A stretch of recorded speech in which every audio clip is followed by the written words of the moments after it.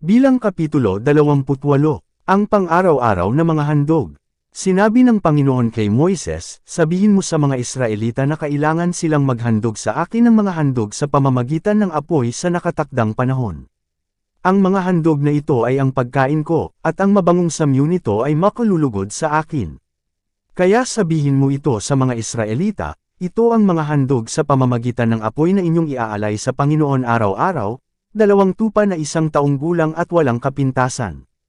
Ang isang handog ay sa umaga at isa sa hapon, kasama ng handog bilang pagpaparangal sa Panginoon na 2 kilo ng magandang klaseng harina na hinaluan ng 1 litrong langis ng olibo. Ito ang pang-araw-araw na handog na inyong susunugan na iniutos noon ng Panginoon sa inyo sa bundok ng Sinai. Ang mabangong samyu ng handog na ito sa pamamagitan ng apoy ay makalulugod sa Panginoon. Ang handog na inumin na isasama sa bawat tupa ay 1 litrong alak at ibubuhos ito sa banal na lugar para sa Panginoon.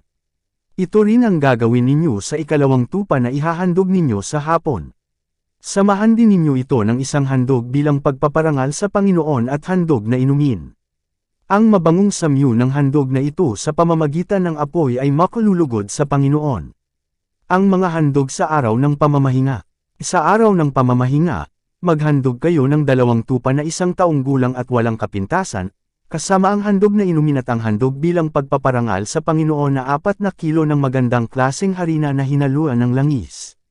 Ito ang handog na sinusunog tuwing araw ng pamamahinga, bukod pa sa pang-araw-araw na handog kasama ang handog na inumin. Ang buwan ng handog. Sa bawat unang araw ng buwan, maghahandog kayo ng handog na sinusunog sa Panginoon. Ang inyong handog ay 2 batang toro, 1 lalaking tupa at 7 batang lalaking tupa na 1 taong gulang. Kailangan na walang kapintasan ang lahat ng mga ito. Ang bawat toro ay sasamahan ng handog bilang pagpaparangal sa Panginoon ng mga 6 na kilo ng magandang klaseng harina na hinaluan ng langis, bawat 1 lalaking tupa ay sasamahan din ng handog na may mga 4 na kilo ng magandang klaseng harina na hinaluan ng langis bilang pagpaparangal sa Panginoon. At ang batang lalaking tupa ay sasamahan ng handog na 2 kilo ng magandang klaseng harina na hinaluan ng langis bilang pagpaparangal sa Panginoon. Ito'y mga handog na sinusunog, ang mabangong samyu nito ay makalulugod sa Panginoon. Ang bawat toro ay sasamahan ng handog na inumin na 2 litrong katas ng ubas. At ang bawat batang tupa ay sasamahan ng mga 1 litrong alak. Ito ang buwan ng handog na sinusunog na inyong gagawin sa bawat simula ng buwan sa buong taon. Maghandog pa kayo sa Panginoon ng 1 lalaking kambing bilang handog sa paglilinis. Gawin ninyo ito bukod pa sa pang-araw-araw na handog na sinusunog at sa mga handog na inumin. Ang pista ng paglampas ng anghel. Ipagdiwang ninyo ang pista ng paglampas ng anghel sa 14 na araw ng unang buwan. Bukas magsisimula ang 7 araw na pista. At sa loob ng 7 araw, huwag kayong kakain ng tinapay na may pampaalsa. Sa unang araw ng pista, huwag kayong magtatrabaho, sa halip magtipon kayo para sumamba sa Panginoon. Maghandog kayo sa Panginoon ng handog na sinusunog na 2 batang toro, 1 lalaking tupa at 7 batang lalaking tupa na 1 taong gulang. Kailangan na walang kapintasan ang lahat ng mga ito. At sa paghahandog ninyo nito, samahan ninyo ito ng magandang klaseng harina na hinaluan ng langis, 6 na kilo sa bawat toro, 4 na kilo sa lalaking tupa at 2 kilo sa bawat batang tupa. Maghandog din kayo ng 1 lalaking kambing bilang handog sa paglilinis para mapatawad ang inyong mga kasalanan.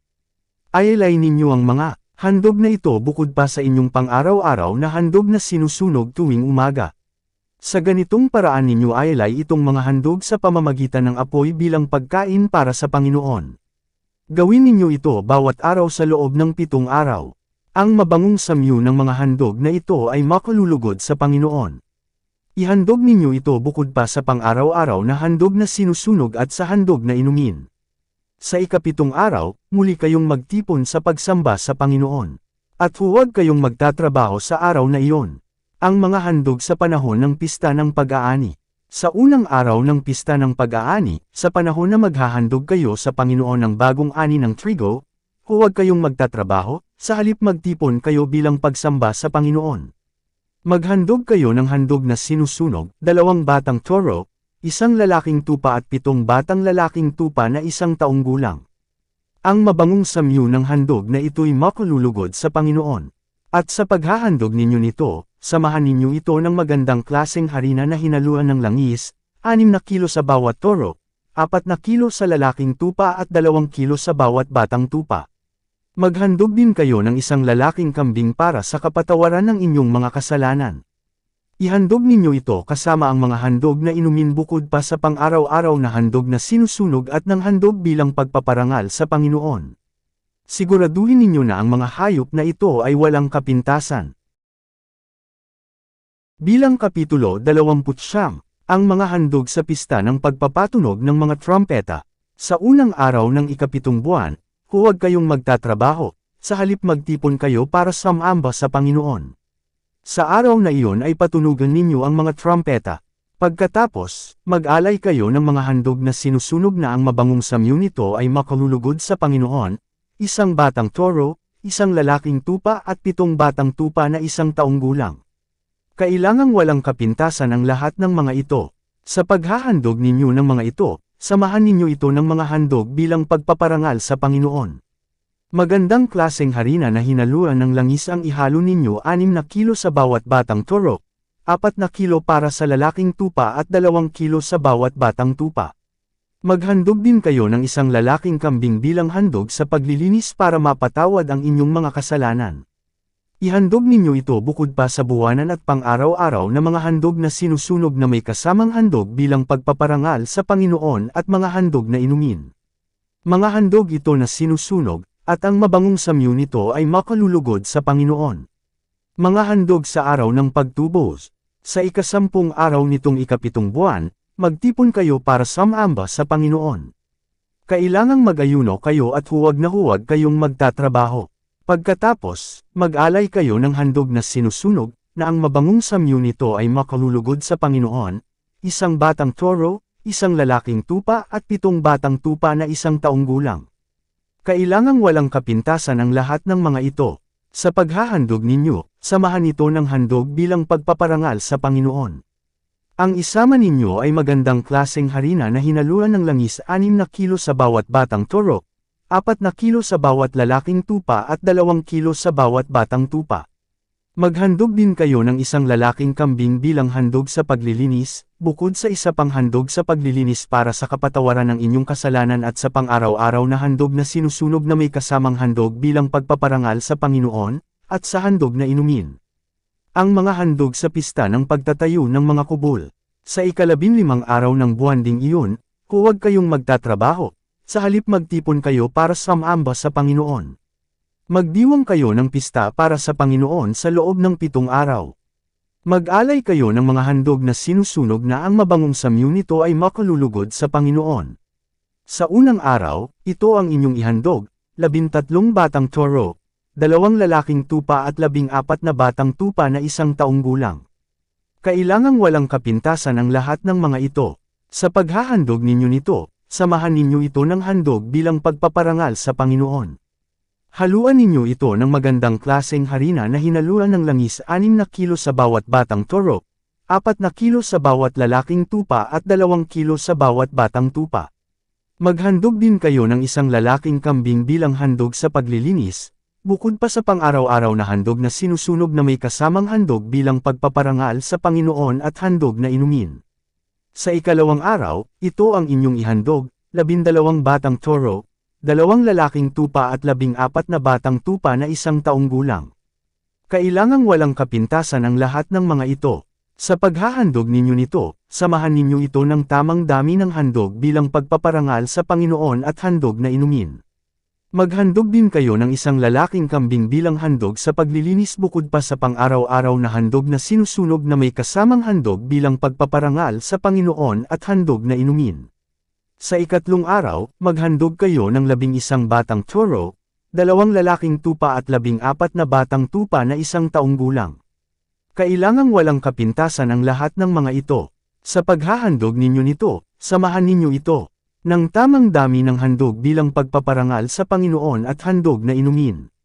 Maghandog din kayo ng 1 lalaking kambing bilang handog sa paglilinis, bukod pa sa pang-araw-araw na handog na sinusunog na may kasamang handog bilang pagpaparangal sa Panginoon at handog na inumin. Sa ika-4 na araw, ito ang inyong ihandog, 10 batang toro, 2 lalaking tupa at 14 na batang tupa na 1 taong gulang. Kailangang walang kapintasan ang lahat ng mga ito. Sa paghahandog ninyo nito, samahan ninyo ito ng tamang dami ng handog bilang pagpaparangal sa Panginoon at handog na inumin. Maghandog din kayo ng 1 lalaking kambing bilang handog sa paglilinis, bukod pa sa pang-araw-araw na handog na sinusunog na may kasamang handog bilang pagpaparangal sa Panginoon at handog na inumin. Sa ika-5 araw, ito ang inyong ihandog, 9 na batang toro, 2 lalaking tupa at 14 na batang tupa na 1 taong gulang.